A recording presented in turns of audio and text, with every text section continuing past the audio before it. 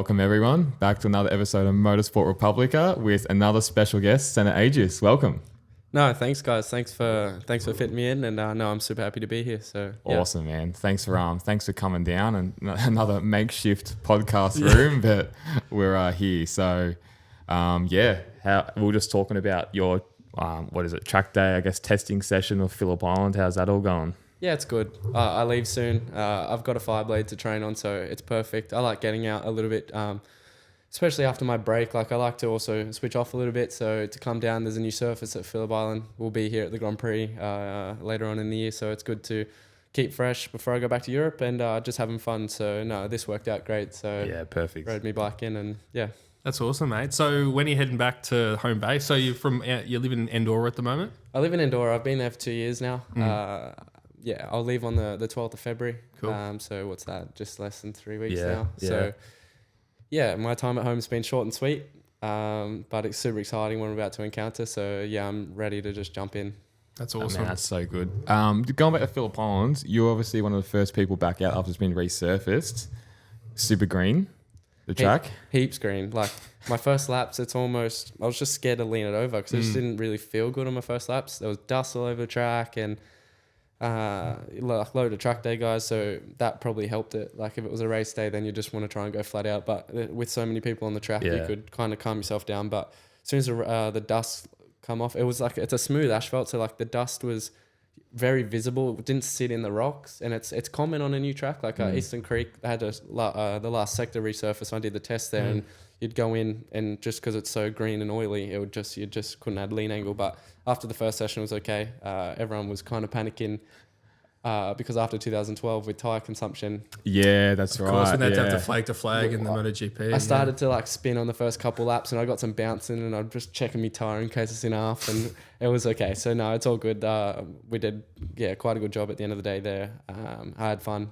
Yeah, so it's good. I think when there's more rubber down, it'll be unreal. There's for sure the lap times are going to go faster in every category, but I think there'll be some tyre wear dramas. Yeah, for the first couple we love race that. meetings. That's good. Yeah. Well, so that's resurface a track every 12 years then, if that makes I sense. assume so, something like that. Yeah. You know, I guess, and then, it depends on which track. Like, Yeah.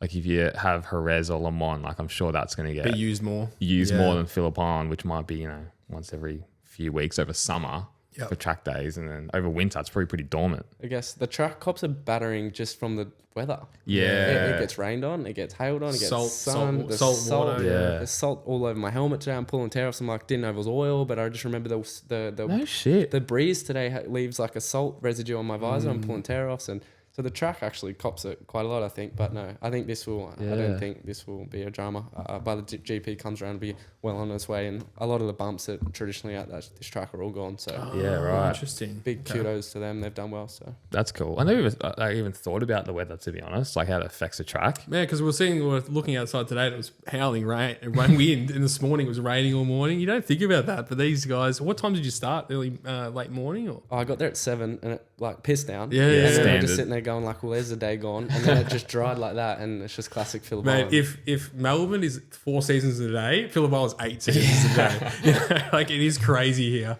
Yeah, like back in Sydney, the last 2 weeks have had torrential rain, and I'm like missing out and training indoors and cracking it.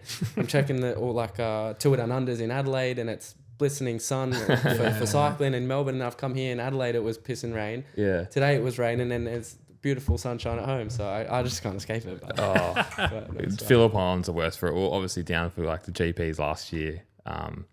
And like that, it was like the Friday, it was so perfect. It was like, this is going to be awesome. Saturday was like, okay. And then Sunday it was just like blowing a gale. Rain was sideways. Saw, what's his name? The Italian fella on the Fantic Celestino Vietti got thrown off at turn 1 from the rain, for the winds. I was in my lounge room watching that race. I'd love to have been there because I think whatever the conditions are, I just think I'd be having a ball no matter what. That's just with Awesome my to hear. family and it'll be my home GP. But the crashes and the weather conditions look insane. Ugh. Like Celestino's crash, there was heaps crashed, but Yeah. it just look. Even speaking to Darren, I saw, because Darren obviously come back to Europe. I saw him again, and he just said that like there was no real reason why he crashed. Like he was upright, looking where he wants to go, and all of a sudden it's just nothing. Like wind, rain, like no grip, no temperature.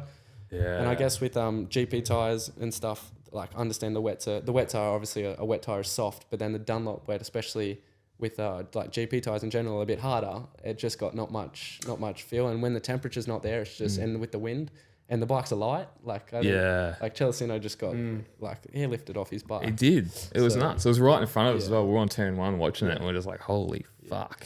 Yeah, there was some talk in the paddock is obviously going to Pirelli tyres this year. I think they were saying the Pirellis are going to be a lot better in these conditions. So those Dunlops were just rock hard. Is that what you thought? Yeah, the Dunlop is a hard tyre. If you look across the board, just outside of GP, Dunlop traditionally is a hard tyre. Yeah. The Super bike is hard. The GP tyre is designed to be hard. And so I think it's just a bit of an evolution going to Pirelli. I don't think it's a bad thing at all. So I think the performance is better. Honestly, you feel a bit safer. Like we did some winter testing at the end of getting into winter time, the Monday after the GP. And traditional like crash corners, like the first time on the right side in Valencia, where the bike like just doesn't grip when you brake and you're a bit scared, like no problem at all. So it's just guarantees a bit more. Like the GP bike is obviously very agile and very responsive. So with a bit more grip, obviously everything feels a bit more planted. That's the way. What's it like? What's the main differences, I guess, between like, you ride the blade, obviously testing, and then jumping onto a Moto2 bike? Is it just chalk and cheese? Yeah, so I've put the Moto2 tires on the blade, so like that harder tire. So firstly, you want to try and go quick on the blade, but because it's a hard tire, there's a lack of grip with a load more horsepower. So it's very good because it's just flat track all over again. Honestly, like it's just you just learn how to really That's fucked. You just spin a bike. Learn to drive off the rear tire. Good, but you got to try and understand what you're doing. I think because like when you go to Europe and there's like other people there, superbike guys, you want to push, but you got to then understand that you're trying to put tires on a different bike and stuff. But honestly, once you get past the general thing with the Sub bike, it's just understanding the power, and it can get you in trouble in some cases. But my first couple times I was a bit panicky, especially because my first time riding a Sub bike was at Phillip Island. So good track for it. That was crazy. Is it the best track in the world? It's got to be. Yeah, it's got to be. I think today I went down the straight and I just I had some slow people in front of me. I just sat up and it was my first lap, so I just looked at the ocean. I go like, where else do you get this? Like instant smile on my face. So no, there's a couple other tracks that I'm looking forward to go to. The Bend's cool, so I think we've got 2 solid tracks. Yeah, a lot of people talk about the Bend being a really solid motorcycle track. Yeah, and Portimao, is that another favorite of yours? Yeah, or just, unreal. Absolutely. It's like crazy. a roller coaster, that joint. Yeah, it looks nuts. Yeah. So take us back, mate. Where did it all start for you? When you were a kid, was it dirt bikes first, and was it flat track? Just take us through it. Yeah, it started in an appy, more or less on like an LT50 quad bike. Dope. Z50 Honda, old like a QR50, same That's thing. cool. 2-3 years old at that point, getting pushed along by dad, getting catched by dad. I grew up on motocross. I was a motocrosser. I started on motocross like KTM 50. I raced Australian Motocross Championships in like Horsham, Appin, and did all state titles on 65s. I had a deal with the KTM dealership, the local dealership, on a race plan. So I raced motocross all my life. I was coached by Greg Moss, the motocross, the dad of Jake and Matt Moss in motocross, and I raced that for many years. A lot of up and downs. I didn't quite get to win a motocross championship, but I got second twice in the Australian Motocross Championship. And then so late 65, 9-13 era, I jumped to flat track. I actually just tried it, and it was honestly a bit of a light switch moment. I had a couple injuries in motocross at the time, but when I look back at it now, the abrupt change onto flat track doesn't really make sense, because I was like, my idols were Ryan Villapoto, Ryan Dungey, James Stewart. These were like guys, Chad Reed. I absolutely idolized to be like these guys, and I wish I remember a little bit better why. I wasn't forced or anything, but I just started flat track, and I was instantly very good at it. Had an incredible feeling on dirt, and from I don't know if motocross helped, for sure it did, but I raced I changed to flat track. I was doing wing and both there for a while until stuff started clashing. Major events started clashing, like Aussie title, state title started clashing, and I parked motocross there for a while when I was more or less 9, 10 years old at that point, 11. I was still doing both. So by the time I was in that like what was it, like 9 to 13, 65, 85, I was fully on dirt track. So I raced dirt track all my life. 13 Australian dirt track championships, and awesome. I stopped on 150, so 85. So I never went on to. Obviously changed career paths, and obviously why I'm going to be talking about here today. So so I had a very good dirt track career. Learned a lot of things. I was very, very happy doing dirt track. I learned a lot of skills that obviously use today, and so it was that.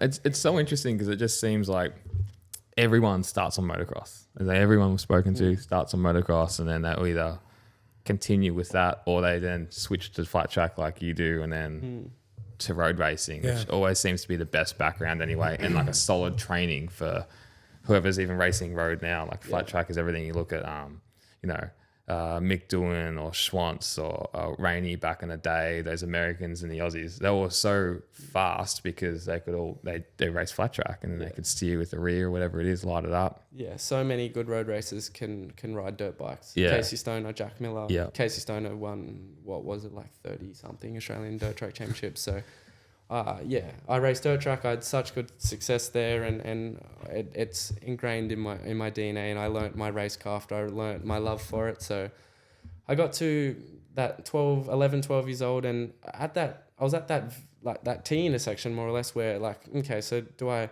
continue this into seniors, into 250s, and go like American sort of AFT singles type of thing, or do I try a speedway bike? I ended up trying a speedway bike, and I never got onto it. So we were just seeing like what was next. Like there was either 3 options, and I tried a speedway bike. I didn't really want to. I knew straight away that wasn't for me, and so my brother at the time was still doing some track days on road, and I just was like, oh, well, why don't we? I was honestly it was like, what else can we do? I ended up trying a road bike. My dad bought a NSF 100 from Japan.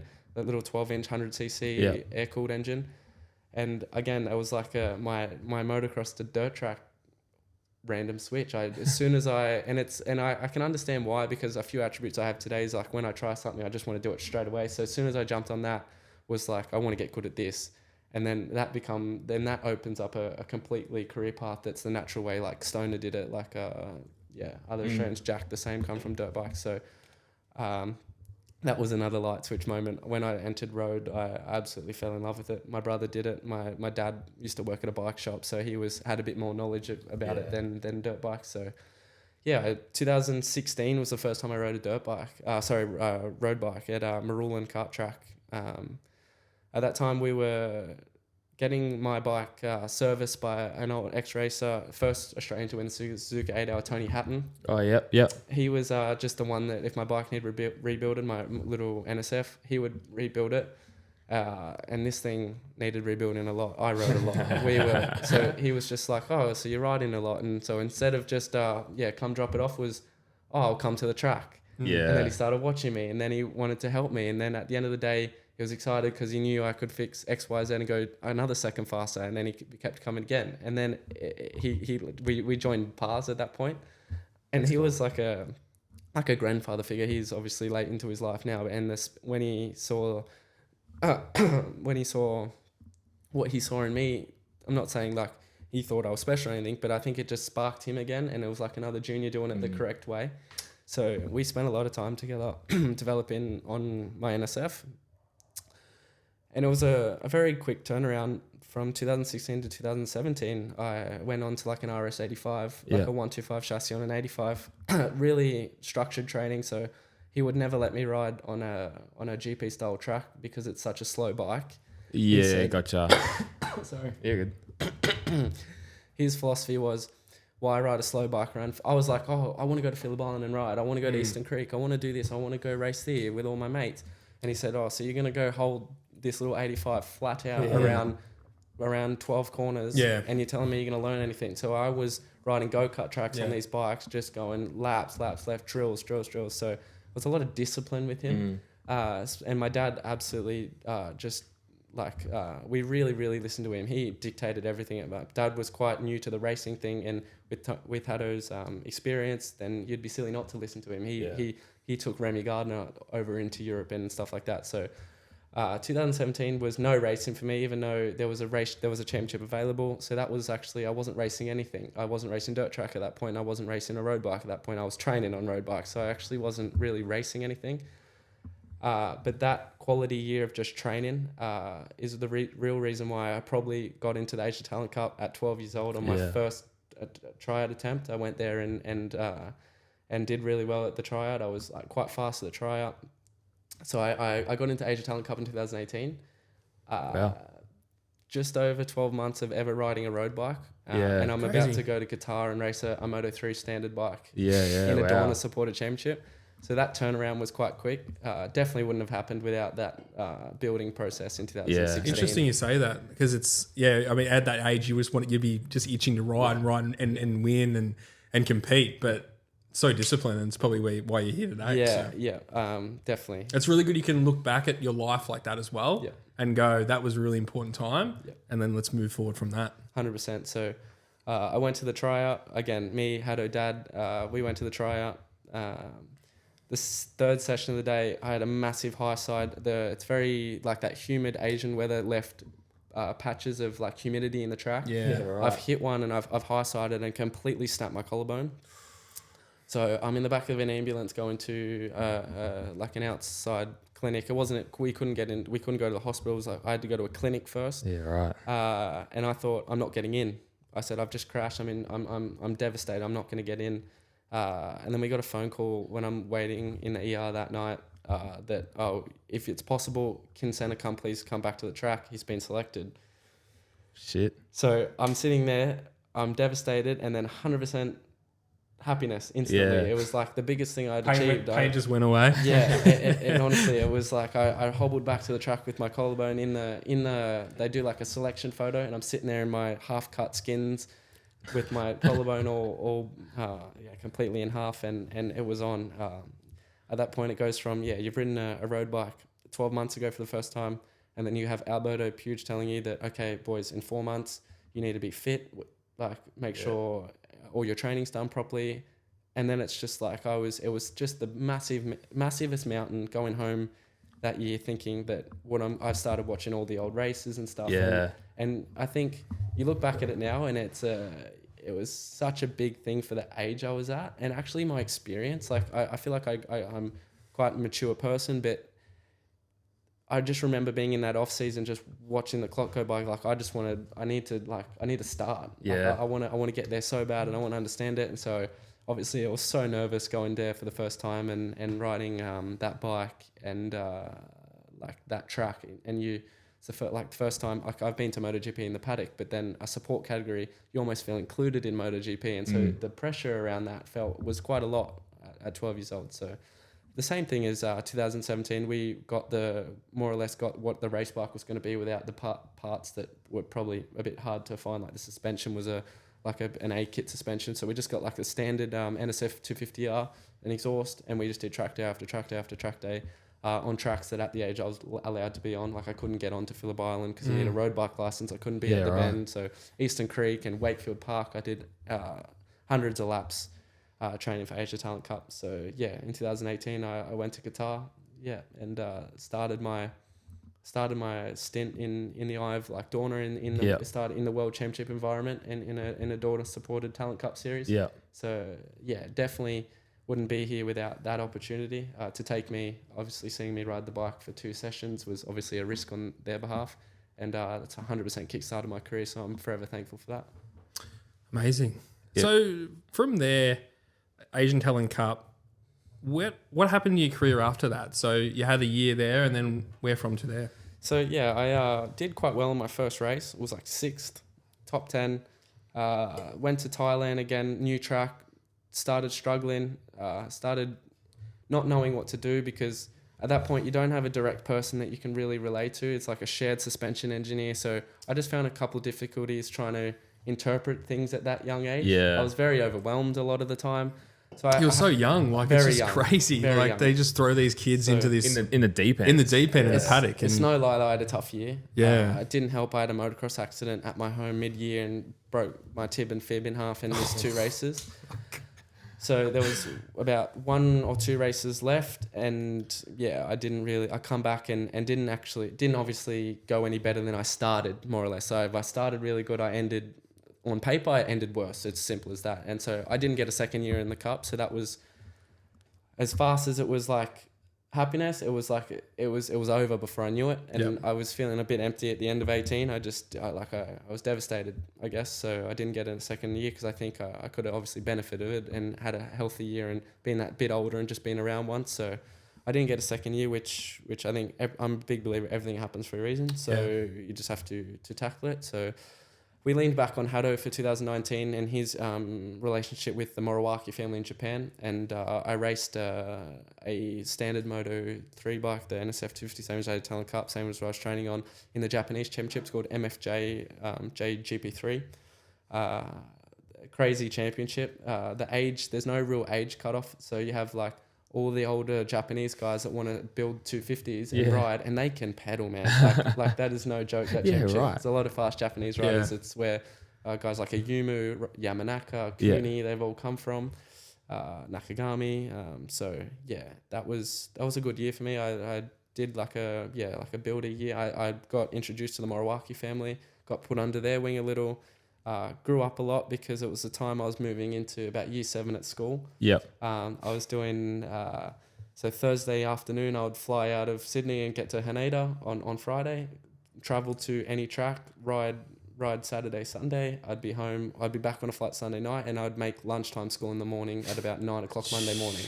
So I'm trying to do year 7. I'm trying to race on the weekends. So I'm missing like that day and a half of school, and I did the whole 7-round or 8-round championship. So, and that's just like normal school. Like, well, you got to tell your mates at lunchtime, where you been on the weekend. I'm like, you're not going to believe me. I race motorbikes in Japan on the weekend, and I'm here with you in recess. You know what I mean? Yeah. So, I matured a lot that year. I was obviously I lost that social aspect of my life because I was really like, okay, we've missed that, not missed that opportunity, but that opportunity hasn't really worked for us with the Talent Cup. So we need to try and rebuild somewhere else and try and then get to a level where we can go to Europe. So I did that for 2019. I got inside the top 5, like I got a couple 5ths and 6s. Made a big step in my riding from the previous year. I was that year older. So after that, in collaboration with Hado and Midori's idea, we decided, okay, well then what's the next step? The next step will have to be, you have to go to Junior GP in Europe. Yeah. So 2020, we moved to Europe in that COVID period. How was that with COVID? Such an awkward time for you as well. Like I think I got the lucky end of the deal because when we got delayed leaving Australia, so I think Europe were a bit more locked up before Australia was. Yeah. So I got delayed in Australia. I didn't get there and have to delay myself. So I got delayed in Australia. So I just could continue training, continue my life pretty much, and just the season didn't start till like May. Like I didn't get there until super late. So that was excited. So yeah, we did 2020 with Stitch 58 Squadra Corsa. I skipped European Talent Cup and went straight to Moto3 Junior World Championship. I was quite tall at the time, and we thought, probably in hindsight, I maybe should have done ETC to just get some racecraft because the level in Europe is 100% more than Japan or Talent Cup or Australia. It's just facts. It's just what it was. So I was thrown in the deep end in 20, deciding to go straight to Junior World Championship on a proper Moto3 bike like the World Championship ones. So yeah, that was another tough year. But I learned a lot in that structure. It was my first official team. That was a proper team structure where dad's got no involvement anymore. That was a big thing for me. It was more like, okay, well, there's technicians and bosses and everything, and like the parent will get, obviously he speaks to me, and then at the end of a weekend they will tell him like a bit of a wrap up. So it was the first time where he has put me into a structure, and then that's just you have to build yourself with them. So that was a big eye opener on my first team. But the story behind the team and the team atmosphere, that was such a family, and that's pretty important. Yeah, well, we see them every year out for dinner, and it's just such a team environment, you know, with It's the Simoncelli. So yeah, that's cool. I mean, that would have been a cool environment for you. Yeah. No, unreal. Yeah. Such a heartbreak story, but he kind of, my take is that he kind of heals his wounds growing us. Yeah, 100%. He can relive the process that he did with Marco. Like he Yeah. got his son to a world championship in 250s. Yeah. So he's hard, but he's super passionate for us, and it's like you need to accept his tough criticism because it's 100% in your best. Yeah. In your best. In your best input. So you have to accept it because he is quite tough. The language barrier is hard, but we've signed up to the challenge. So if you need to try and put your best foot forward, and as long as you're doing your best, even though you can. There was times there where the results weren't coming, and he never lost faith and never lost motivation to try and help me. So I think that's what you need to, when you go to Europe, you need to be pretty specific with your team. And I think we did spot on to try and teach me with that. So yeah.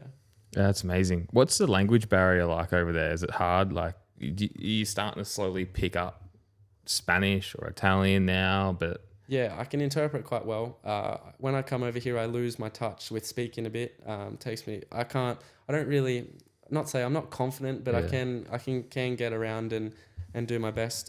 Definitely in 2020, I didn't really know Italian specifically, so a lot of that was interpreted by like staff and technicians and stuff like that. So yeah, general living, it's not too bad. A lot of my friends are from England. My manager's from England, so we in our friend group speak English, but then at the track and obviously travel, you just have to get away with trying to do your best to interpret and feel like an outsider a little bit. But when you attempt to speak their language and they know obviously you're not one of them, they not admire it a little bit, but just like I feel like if you have a go, they appreciate it. They appreciate it a little bit. Exactly right. They appreciate it. So then. Yeah, you want to get out of your comfort zone a little bit more and try. 100%, that's good. And I guess it would be hard if you're just coming in and, like, as you said, you're speaking to technicians and they got to translate it for you. Things can get lost in translation as well because you might have to say something and you might not have the right word for it. So use some Aussie slang or something, and then who knows where it goes from there. But 100%, it's true. But so you're racing Moto3s, doing all that, and then you jump into obviously the Moto2 category as well and have obviously awesome success. Yeah. I did a second year with 658 in 21. Yeah. That was a full normal season. No COVID time anymore. So that's obviously nice. a training was training was much easier. We could go over at a normal time. We had a proper off season. So I progressed on paper quite a lot in 21. The field in 21 was like your Acosta, your Holgado, your Moreira, your Ivan Ortola. Yeah. I can list the top 10 that are in the top 10 of World Championship now. That would stack and field. It was such a stacked field. And I didn't get the result. Like I made a big jump with like gap to leader, personal times and stuff. I made a big jump, but I didn't get to consistently to the front. I could be there or thereabouts in some races and then drop off. So it's true I didn't get there at the end of 21 either. And we kind of come to another point where, okay, so I'm 16, coming on 16 now. It's still young, man. It's young. Crazy. And it's another, and your career's on like the crossroads as well, and at that age. Yeah. Like, to have the maturity even for that, like at that age, overseas, away from everyone. Like it's just insane. And it shows why, like, obviously they get rid of the weak throughout those years, and then the strong get prevail. Prevail. Like, it's just crazy. It was another situation where my environment made me feel like everything's under control and hard work and you'll get there. But at the end of the day, when you look at it now, it was like, we need to make a plan. If we do this again, you need to perform and make a step, or do we look at something else? So we were looking at Supersport, World Supersport, doing another year. I would probably have switched teams at that point if I did another year in 22 in Moto3. So continue my path of that, because my goal is to be in when you're a Moto3 Junior World Championship rider, you want to be in Moto3 World Championship. Yeah. Yeah. In that year 21, did you look at Moto3 teams to get into, and there was no into spots? World Championship? Yeah. I don't think we definitely didn't look because honestly, I just didn't have the runs on the board. Yeah. Okay. I wouldn't have the runs on the board, and I think that's very important. I don't think you want to really find yourself in World Championship unless they believe in you and you've got runs on the board and, Yep. they think you're ready because they're probably right. Like, so I think getting in there any other way when you're not ready, it's very easy to get chewed up and spat back out. 100%. And we see that a lot, like in the championship, in all the categories. Yeah. They jump up too quickly, Yeah. you spat out and you're forgotten about. Yeah. And that's the problem. So the deciding factor at the end of 21 is we found a common theme, is that it's common to train on 600s when you're in Moto3 because you can't ride the same CC bike because it counts as test days. Yeah, So you have to either Ah. train way below where you can ride on whatever bike, or if you want to ride on the tracks you're racing at, you got to ride above. So we had a stock 600 R6 that I just did a million and up 10 laps on in to keep the bike fit and up to scratch. And the common theme was that I was the guys that would smash me on Sunday, the next training session or training day, say at Valencia, for example, I was just as fast or if not faster on a big bike. And that was a common theme. So at that point, I was really enjoying bringing back my dirt track roots into a motorbike again. The Moto3 is 100% in line. It will with the World Championship Moto3, it does move because the engine's obviously a bit torquier on the edge, and when the tyre, especially in hot races, it does move, and you need a lot of skill to go fast on that bike as well. But the 600 allowed me to really get that turning the bike with the rear from the rear, like my dirt track days. And it was just such a feeling that when I got the setup good and put a lot of time into it, I was fast on the 600. So then we're looking like, okay, super sport's a fully valid option here, but will that deviate me from staying in the GP paddock? So European Moto2 Championship was kind of where I wanted to be. Yes, it loses the World Championship status, but there was some riders stepping into that championship. This was the first, in 2022 was the first time European Moto2 Championship were on Triumph, the same as World Championship. At that point, they were still on like a Honda. And so it was like a Triumph category. Like for like to a certain extent. And it will be the Moto2 like Junior World Championship. So I signed for Raul Jara's team of Promo Racing in 2022. He's an ex-Grand Prix racer in 500s back in the day. And I did a test in an off-branch track. It's called Calafat on the side of Barcelona, near Spain in Andalusia. And I left there with the biggest smile on my face. I still had a round of Moto3 to go, but I knew I was already looking to the next year. It was not a survival, because it's not good to say it's such a good opportunity of what I was doing. So didn't say that I was looking past it, but I knew next year with some solid off-season work that I'm going to be in a much different position come 2022. And exactly what I just said is what happened. I finished that. It was probably one of my best weekends, actually. It was in the wet in the last race in Valencia in 21. Qualified, quite good, and finished that. And it was a very hard time because I'm super dedicated and motivated. And for me, Moto3 is an abandoned mission, because I believe with one more year into a few different changes in approach, maybe bike, I could have got there in Moto3. Yeah. But again, everything happens for a reason. That's all right. It didn't happen. So for me, it was very hard to deviate a plan, because it was just something that I didn't achieve. It was not mission failed, because I'm very grateful for the position I'm in now. So I hope that it would have happened anyway. But it just was something that was incomplete, and it bugged me. But it wasn't easy just to give up on something that you'd spend 2 hard years. You've moved to Europe from away. At that point, no family was coming with me other than Dad. It was me and Dad, so no family. I couldn't go home, so just grinding away for 2 years was tough. But very grateful to have taken the advice of people around me and made that decision for 22. Yeah, it makes total sense that jump up to that 600 if you felt so comfortable in it, because a lot of probably questions a lot of people would have, well, why wouldn't you go through the traditional pathway, Moto3, Moto2? But I think you made a great decision, and obviously signing that Moto2 this year, it's worked perfectly for you. It worked good. Especially if you look back at it now, my first year riding a Moto2 bike was the first year I got the opportunities to ride in the World Championship. Yeah. In Australia, the that's first right. time in Mark VDS. I did 6 months on a Moto2 before I got to do a replacement ride. So my progression was very good.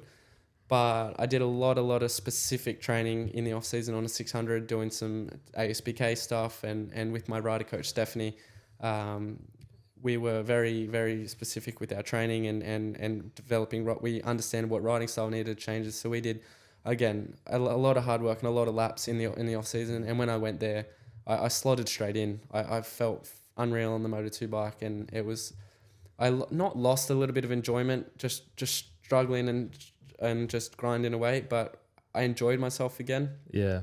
On the Moto2, I got results straight away. I learned, I grew up, I started understanding how to ride a bigger bike and a more advanced bike, and I'm just, it makes me happy looking back at the situation. Some people are just destined for that bigger bike. Like you look at Dennis on Chu going to Moto2 this year, like so frustrating watching him because he should be on a Moto2 bike and his size as well. So yeah, it's going to be exciting. Sense. Oh no, can't wait. How did the signing go about getting into your current Moto2 team for this year? Was it a reach out from them? Did you go and explore some options? Yeah, so at the end of 22, obviously I did some, I fought for the championship with Lucas Tulovic in 22 when I was on promo. He was in the team I currently race for now, Intact. So I come second to him. I could have been there. I could have really realistically beat him to the championship, but I crashed out of the lead twice that year. Jorge Martin. I just crashed. I couldn't honestly believe it. One of them was quite early in the race, and I was full of adrenaline leading. That there was a super hot conditions, and I thought everyone was going slow, and everyone's going slow for a reason. And I just took the lead and was like, well, I can pull away here. And 2 corners later, I was skittling. So tyres? Just grip level. Yeah. The tyres were fresh, and the track wasn't available. It wasn't going to offer grip. So they were thinking, and the guys, Askrig and Lucas were thinking end game. And I'm like, oh, well, then what are we waiting for? So I took off, and 2 corners later, I completely crashed. Lost the front, and I was back in the pit box watching their race. So the second one was in Portimao. Again, I was leading, and I just went a little bit wide, a bit offline in the dirty part. And instead of just letting it go wide and trying to come back, I tried to like V the bike back on the dirty part, and I just crashed, and I just could not believe it because that was honestly he won that race, and the championship I knew was over. Team obviously wouldn't let me believe it was over, but it was over. So, no, I did quite well. So a few rounds later, I got my first maiden victories in Barcelona, quite convincingly. I definitely learned a lot from Barcelona weekend. There was 2 different type of races. I stalked him all race and pounced and won that one, and the other one I pulled 14 seconds, whatever it was. So I think that was my breakthrough. I got my name a bit up there. I didn't really guess that people were watching as much as they were. In the end, that's more or less how VDS come about. I just got 2 wins. So I was just, and that's just especially beating Lucas and being in rivalry with Lucas. He obviously was going to the World Championship, and his team, Intact at the time, my team, were obviously looking at the next riders to go into there. And so I got his ride because he got promoted to World Championship because he was the winner of Junior European Moto2. Jürgen Ling obviously was very keen on me. He's helped me a lot. He's really given me the opportunity to be here where I am now. So I moved into Intact for a second year in European Moto2 Championship. Yep.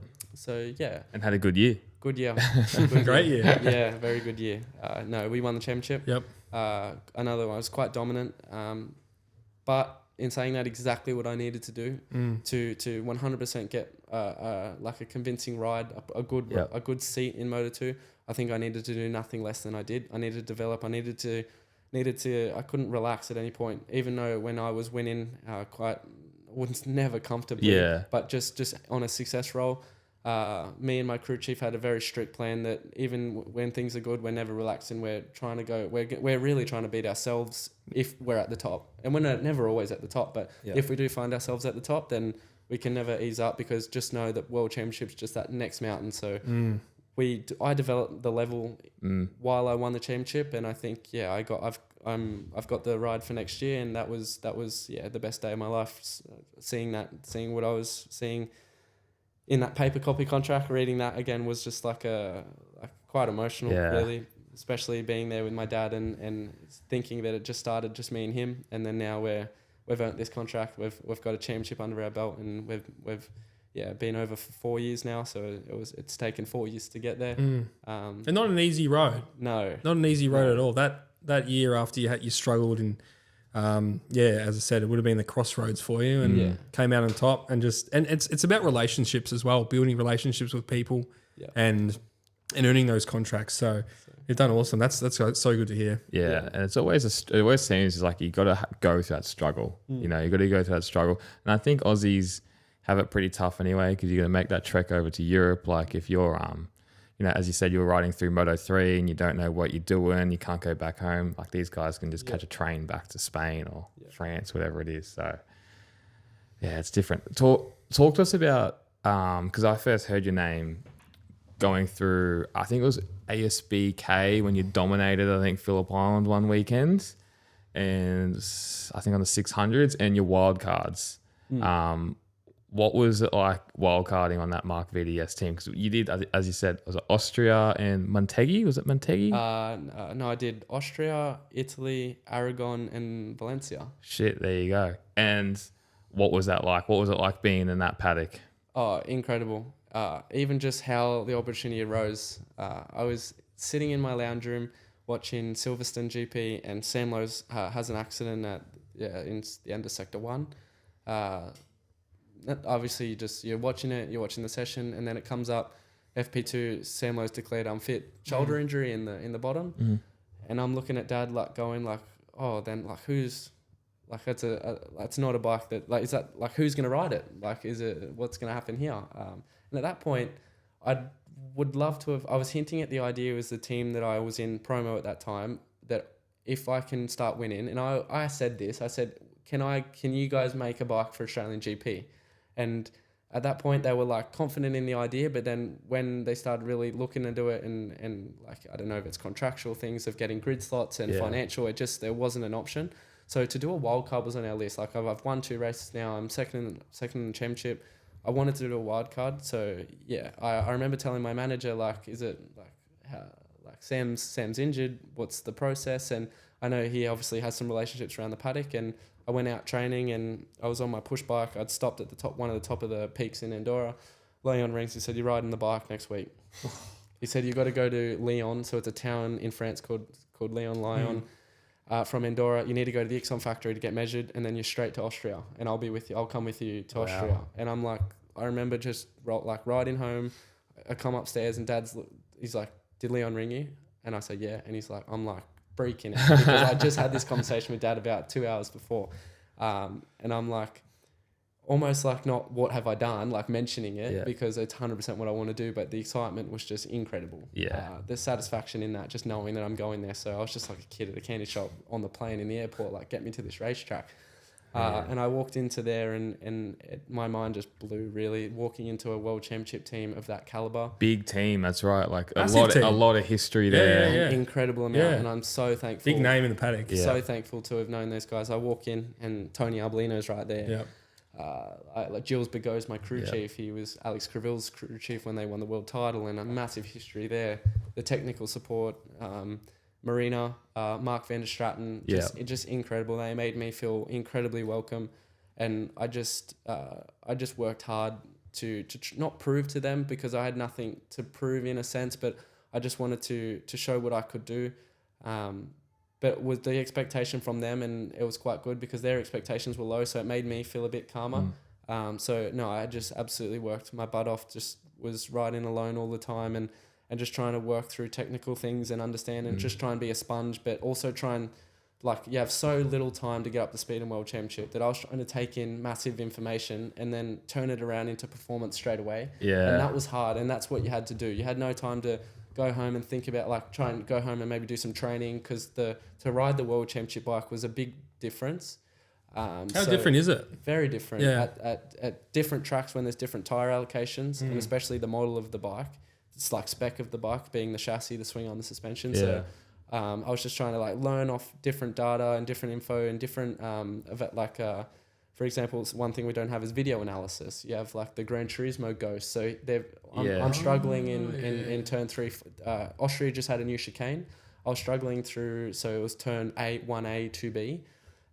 And then the film guy gets directed to go there, and then they film Acosta and they overlay you, and so stuff like that. So you're trying to understand lines. Right. That's awesome. Yeah, that's a big help. I mean, when I'm playing the Gran Turismo, you can see where you're going faster. Though it's true though. Like it is a big help. So yeah, so they video that and then overlay the footage. So it's real footage, or is it like? Oh. No, so they video through. The camera's on like a spindle. So it's very important that the height up and down doesn't move, but you have to get them in the same frame. So they'll film me, film Dixon, film Acosta, put them together. It's a like it's a proper job. The film is Yeah. a proper job. You need a special subscription to this app.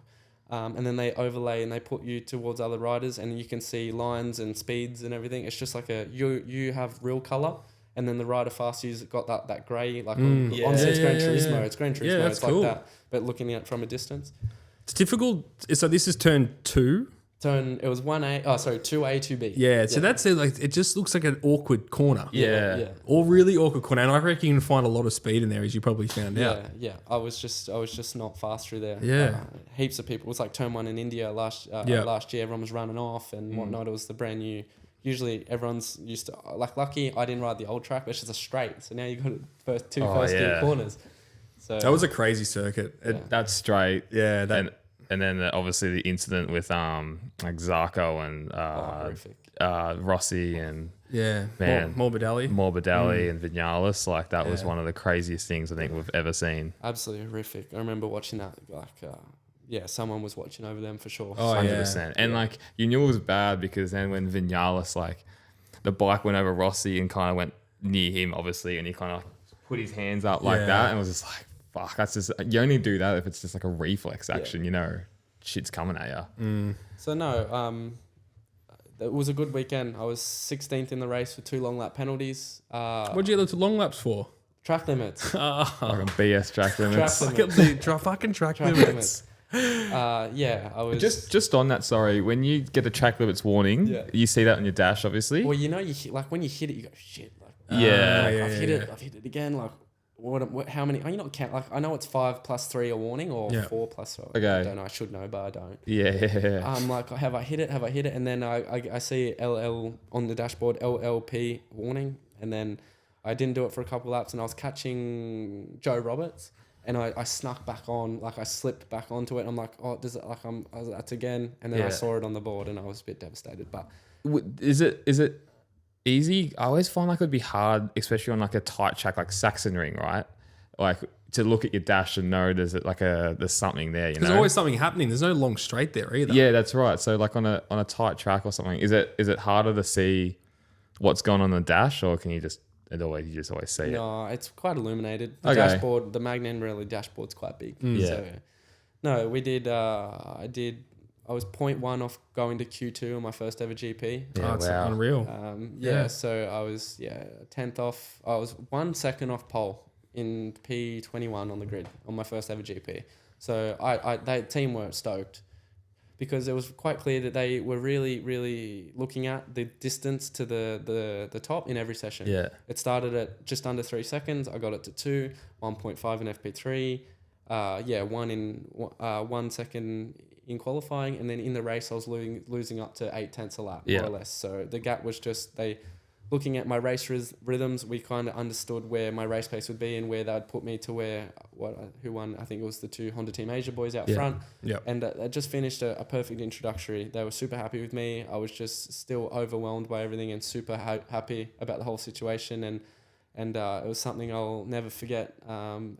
Incredible opportunity. I'm still really close with that whole team. They're a fantastic bunch of people. And I think that definitely got my name out there. Man, for sure. You would have been the youngest bloke out there by a long stretch, wouldn't you? There wouldn't have been a lot of 18-year-olds around in Moto2. I was 17, and so was Zonta van der Gorberg. Yeah. Me and Zonta. Yeah. It's young, so young.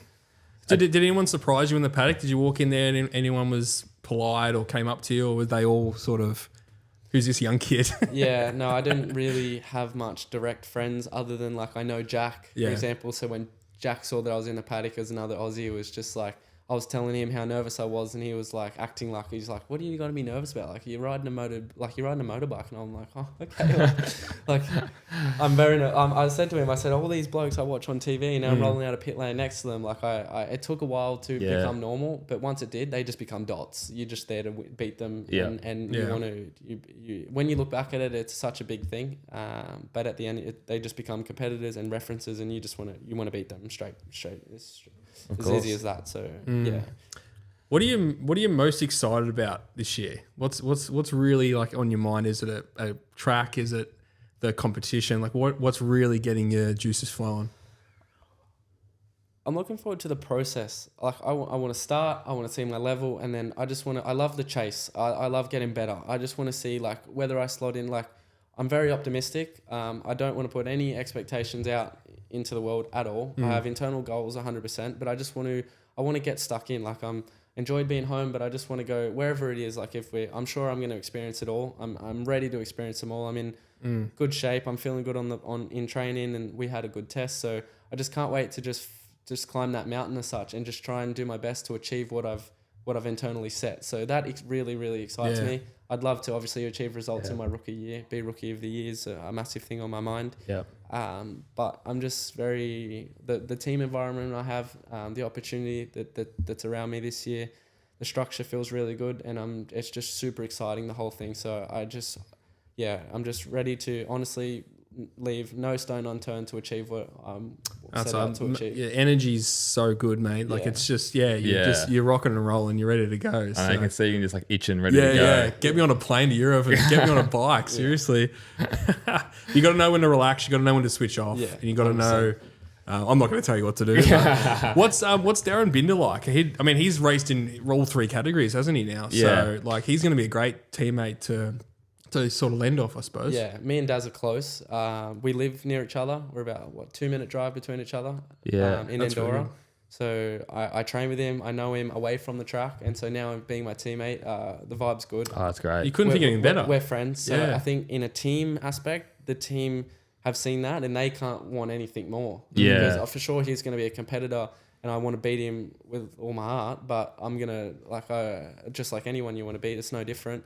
But there's no problems between me and him, and especially working with him when everyone's on the same bike. I think any team info of anything to progress if one's struggling or different. Even the crews, like if the riders get along, then you'll find that the crews then get along on each side.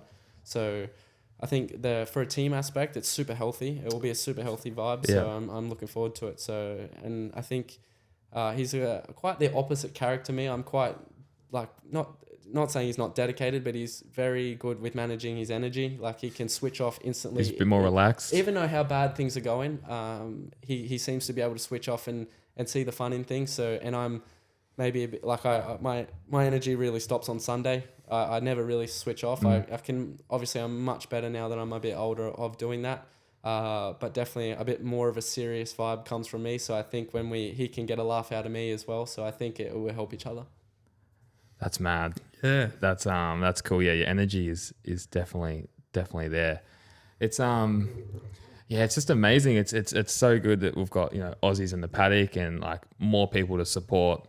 I know, I'm so excited for this season. Just watching it on Sunday nights and just rooting for the Aussies. 100%. Yeah. Going back to Andorra, what's the go of Andorra? Is it just are you neighbours of every MotoGP rider? Because it just seems like everyone's there. Or cyclists. Yeah, as well. all cyclists. Seems like it. No, it's my... Do you go down to the local Woolies and go, oh, g'day, Mark, you're getting 100%, some grapes or something? There's so many riders out there like Quadraro, Vinales, my groups like Garrett Gerloff, Taryn McKenzie, Brad Ray, Leon Cameo, Chaz Davies, Jules Cluzel, McPhee, and then some of the rally guys, Sam Sunderland, Adrian Van Beveren.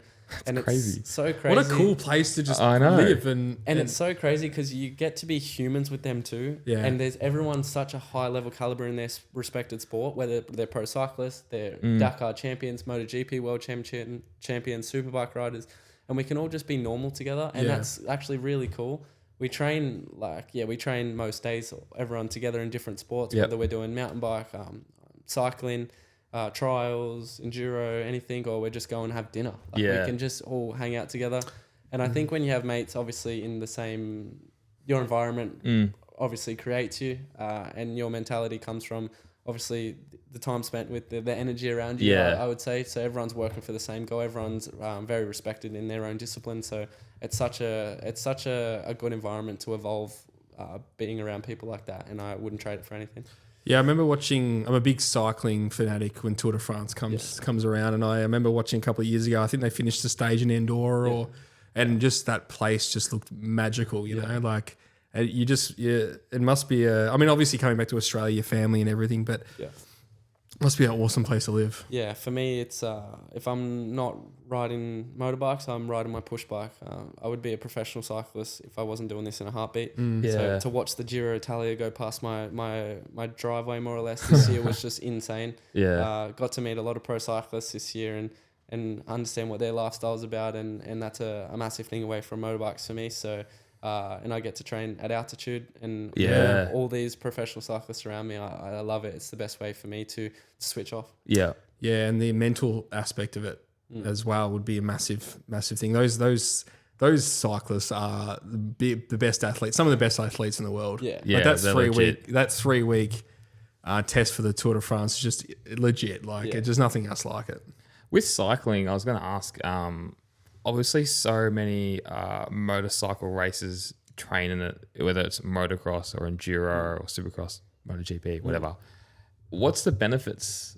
What's the benefits for riding motorcycles? Is it just cardiovascular fitness is the biggest thing, or is it just all enjoyment? Cycling. For me, it's a mental thing. Like if there's one thing, if I've had a bad weekend or I've gone through a stress period, one thing that I can go out and ride for 5 hours and not think about absolutely anything. It's ride my push bike, and I've realized I did it strictly for fitness at the beginning, and then I realized I absolutely love it, and I absolutely admire how dedicated and fit those athletes are, and the bubble they live in, because they need to perform cardiovascularly all the time. Like if they're sick, they're more or less finished. Where if we get sick on a weekend, you just got to buckle up. Like, you know how to ride a motorbike. Yeah. And it's different where their lives are so left field of the others, and I absolutely admire that. Yeah. So for me, it's honestly a mental gap, and in the meantime, it gets you incredibly fit. It's good for weight management. And also, it's good. So I've utilized that, and now it's more than fun. It's just something. It's a massive hobby of mine, and I'd love to get incredibly good at it when I ever have time. But yeah, it's full on. What kind of Ks do you do a week? Oh, my off season's probably been, say, 20 hours a week, 500 mid. Fuck. Obviously that varies when the season starts. You race, you travel days Thursday, or if GP's travel days now Wednesday, setup day Thursday, you might ride Thursday, Friday. Saturday, Sunday's on the bike. You'd get home maybe mid-Monday. You'd want to rest that day. Yeah. Tuesday, you do an easy one, and maybe Wednesday you get to do a decent one. So what's that? You get 2 rides per week when the season's on. Yeah. So that's what I mean. It's a bit of a trend. It's a massive off-season hobby for mine, because you get all your fitness and all your peak, and then you find yourself getting less good, but you've done all the hard work for your season. So when Christmas comes around, I'm just burning up in the sun all day, but I wouldn't trade it for anything. Do you like if you're out for like 4 or 5 hours, whatever it is, you listen to podcasts while you do it? I load. Yeah. When it's a bit in where I live, obviously is a bit rural, so with cars and stuff, I try to avoid, but I do my best to listen to some podcasts. And this year, the whole Ned Brockman thing running from Perth to Sydney has been my go-to. Listening to another. It's actually changed the running culture in this country. Yeah, There's so many people who have just jumped on that bandwagon. Incredible. I love listening to his story, and just finished his book. So definitely rate that. I just rate him in general. Honestly, I really admire him. And it's that's cool. Yeah, it's been good. No, that's cool. It's just interesting about all the cyclist stuff, but. Well, we saw Alicia Spargo riding his bike last October for Grand Prix. Sometimes you ride, because we come down on the Tuesday normally, and they're all out having lunch, and there's no one annoying them. So, but there's a few cyclists out there. Yeah, he's on another level. I think his thing is cycling and MotoGP. I don't see him very much riding much bikes. Yeah, I try and mix it up a bit. Obviously, you can't really. It's really good for you, and it gets you fit and keeps you obviously firing. But it's also important to do motocross, especially. Some people veer away from it from the risk factor, but when you grow up, and I've got the fundamentals of motocross, I can kind of put a lid on it when I know I've got a race coming up and stuff like that, so I can get involved. My friends do it, like I go with Sam Sunderland motocross riding quite a lot, so I can get bike fit doing that. It's good for like your brake and stability stuff to get strong in motocross again. So I think when you're going fast on a motocross bike, you have no bike fit problems for a road bike. Such a fine line, because it is the biggest injury in the off season. You hear Bezecchi, collarbone, motocross accident. Like, how often do you hear it with those riders? But you have to do it to stay ride fit. So no, it's good. I guess it doesn't take much either. Like, you might miss a rut or something like that, and you get flung over the handlebars, or could do something small. Like I was just speaking to a customer at work the other day, and he just mistimed the corner, laid the front down, and broke his wrist. Like, it doesn't 100%. take much. Yeah, I'm a big believer of you need, like, every discipline has a skill set. One thing I'm a big thing is there's trials. You learn balance. You learn how a bike reacts to different weights on through the suspension to generate grip. And in Enduro, we're in mountains, we do sections together. So I think it's good to be good at everything. Obviously, you learn all your low traction skills on dirt track, which I've done. I can do motocross. I learned a lot doing trials. I've improved in that. So I think it's good to be an all rounder. Yeah, jack of all trades. Yeah, everything. I think it's very good. You'll find. I think that every world champion can go fast on an off road bike. You know what I mean? Like when it starts raining as well, you see that cream rise to the top, as we like to say on the podcast a lot. So I mean that's the other thing. That's the low grip circuits. Yeah. You see some of those riders shine. So going back to Moto2 this year. Is there any changes on the bike as such? Any rule changes that I suppose the public don't know except the Pirelli tyres? No, Pirelli tyres have come in. Yep. But in saying that, even though it's just Pirelli tyres, the whole characteristic of the championship's going to change. So then the technical wise, the bike's going to have to change technically. We'll have different suspension. So KTM group, so Intact, Aspar, Gas, Red Bull, KTM, Aki. Are now on WP suspension. So KTM Group have now taken in the suspension from Oldlands. Yeah, that's right. About time. And that should have been done years ago, shouldn't it? Yeah. I don't understand what suspension were they running? Oldlands. Yeah. And WP is their own company, isn't it? So the new suspension's been developed around the tyre in the not off season, but they've had a test team all of last year going around developing the suspension. So on the Monday test after the GP, that come out of the crate and it was fantastic. Yep. So just have I guess when you're all on the same bike, just to have that crew specifically for you, knowing that no one else has got this and you've got 8 staff between the 3 teams. Yeah. You've got that technician that's not then, because with Oldlands, obviously they have suspension technicians, but then you know that if you're discussing something with him, everyone's on it. So he's then going to that team and that team. So it's just something that the teams have got a hand on a bit. That's cool. That's a good way to think about it. So it's definitely a step forward. The lap times are going through the roof. I think it's only natural. Pirelli's just generally got more grip. But yeah, the whole characteristic of the racing is going to change with the grip level because it's a softer, stickier tyre, but then race distance in different climates like summer, in the Asian countries versus winter, we're going to have like a tyre consumption factor with non-electronics. So with Moto2 don't have any traction control, no wheelie control, nothing no rider intervention to try and preserve tyre life, more like superbikes than what GP have. Obviously it's faster without it, but then like in superbikes, for example, it's the electronics to try and save the tyre while going as fast as possible to what that will allow you. So obviously for us, it's all in our hands. So I think we're going to have to learn different things. But I've done 2 types of tests. In Valencia, it was like 15 degrees asphalt and the grip and the lap times available and the potential was just incredible. And then race distance was not a problem.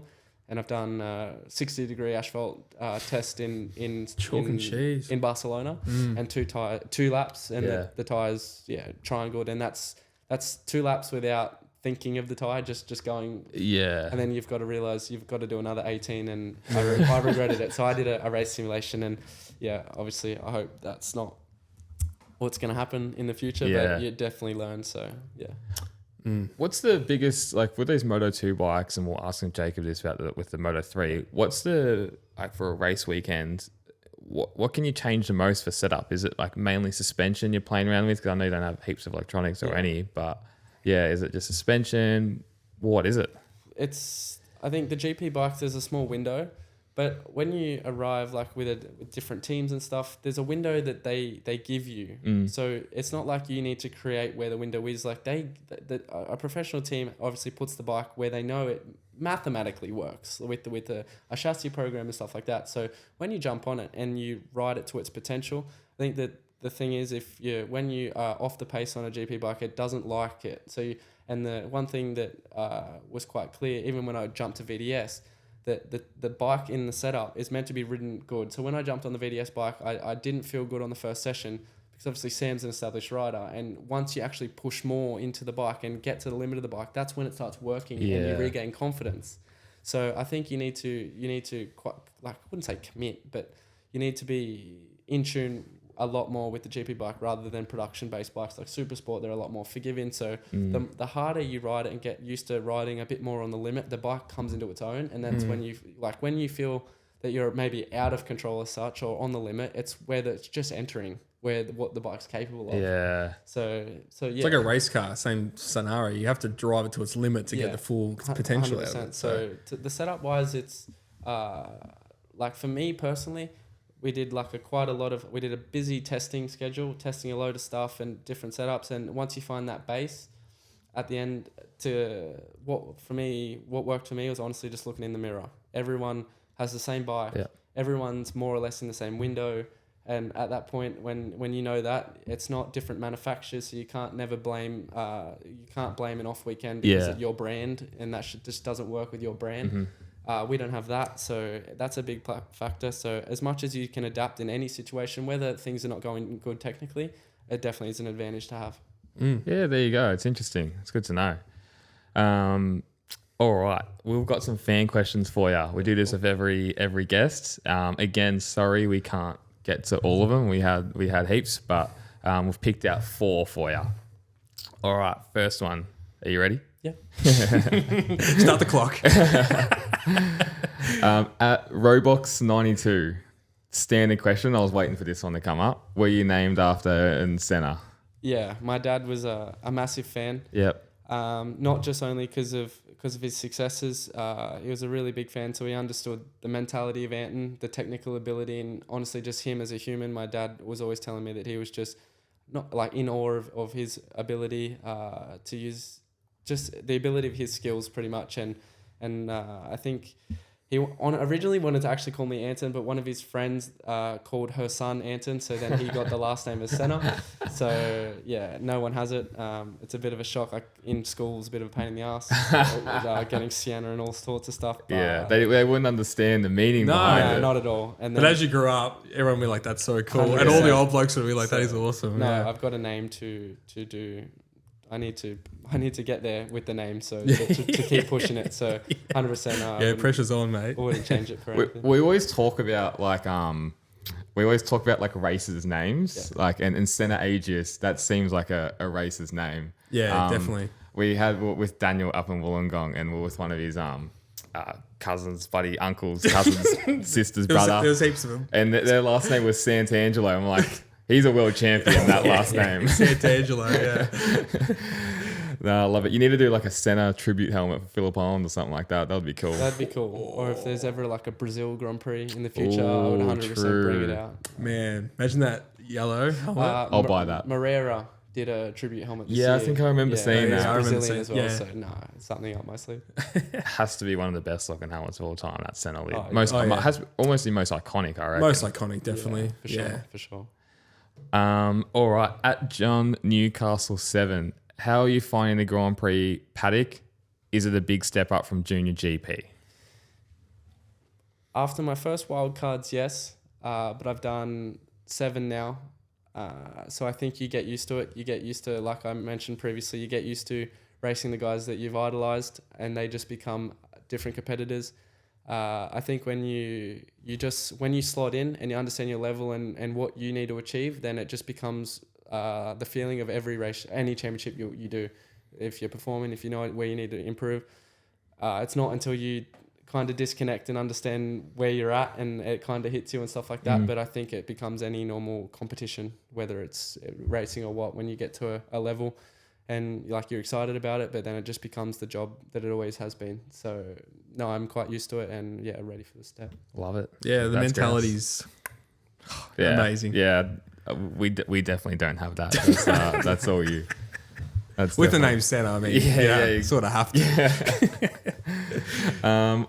At I Spy 2 Wheels, this is a good question. Is there a difference in the culture in training in Europe than in Australia? For sure. In Australia, it's not common to see kids that are up to, well, I'm tall, up to my hip, riding around on pocket bikes. Yeah. When you go over there and see all these young kids riding their bikes from 7, 8 years old, like what I did on like a little Honda 50, they're doing it on the tarmac already. Like that wasn't available for me.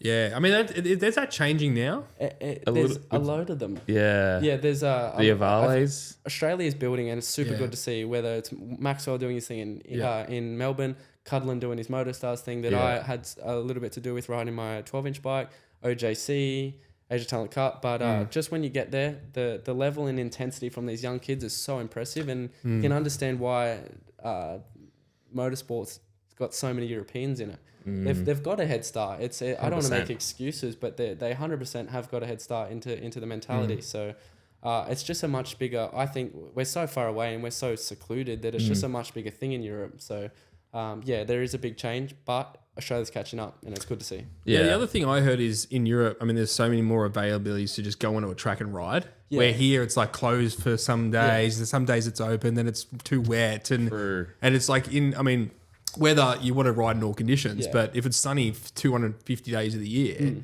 the tracks are open, you go, you know? Yeah, and just to touch on the tracks being open, I faced this problem in 2018. I've been selected for Asia Talent Cup on this bike, and I need to, in March, I need to be in Qatar racing Lusail International Circuit, but with my age, in the law, like the insurance laws, whatever, it's another topic, but I could only get onto a track of Winton or Wakefield Park. Yeah. I couldn't get onto Phillip Island. I couldn't get onto Eastern Creek. I couldn't get onto any GP-sized track, even knowing that I'm going to be the Australian representative going into this championship. But now it's changing. That you can get onto Phillip Island now. You can get onto different tracks. So the availability in Europe's much easier. Just tracks being open. There's a load more of them. And open through the week. Even some that you just the owner will tell you the gate's open and you can go ride, and it's just on you. Where everything in Australia is like structured days and stuff like that. Insurances and all the bullshit. Much different things. Yeah. So that's another thing. That's obviously why they can get on their bikes at knee height to a grasshopper. Yeah. They can get on there straight away when whether it's from inheritance, their fathers. Like it's quite impressive when I got there and seen these kids. So. Oh, that's great. That's crazy. Those Avales do seem to look like so much fun, but I'm sure it would make such a big difference for those young kids as well coming through. Very good to see, especially the two kids that I think trained down with Wayne and now got into the Asia Talent Cup as well. Yeah. And I saw them again at the FIM Mini GP series in Valencia, Russo and Cam Dunker. So it's good to see a little training program getting the result, getting the opportunities in Europe too. So for sure, it's getting better, but it's like something that I'd like to give back to if I can make a career out of it. 100% the plan and the mentality to do so. So there's something that what Wayne's doing now I really respect and admire. So it's something that could excite me after racing too. Oh, that's awesome. And it's so good to see people like Wayne Maxwell, friend of the pod, Damo Cudlin as well. Shout out Moto Stars, because that's what it needs. And you need to have that community, especially in racing. Yeah. And giving back to the community as well is a big thing. They've both done really well for their careers. Yeah. And they know what they're doing. At Rossi Lover 46, original name, is the Moto2 field the most competitive ever? I think so. Depends obviously who you speak to, but it's quite common knowledge that Moto2 is maybe the hardest category in the whole thing. Yeah.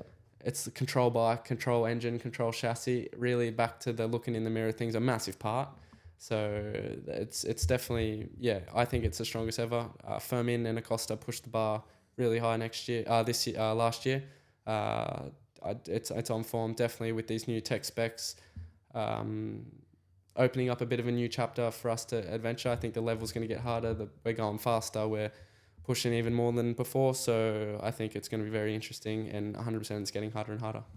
Mate, that's awesome. We can't wait for you. We can't wait for it. Yeah. We can't wait to watch you. Thanks for coming on the pod. It's so awesome to see young Aussie talent coming through. We're massive fans. We're going to watch you all the way through.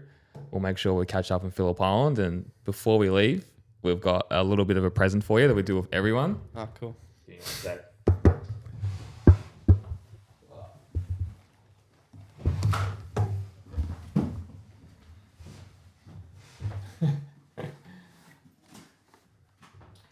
All right. This is a thanks to Stacey with HJC Australia. She always sorts us out. But we've got just a bit of a gift for you. We've got a helmet, signs.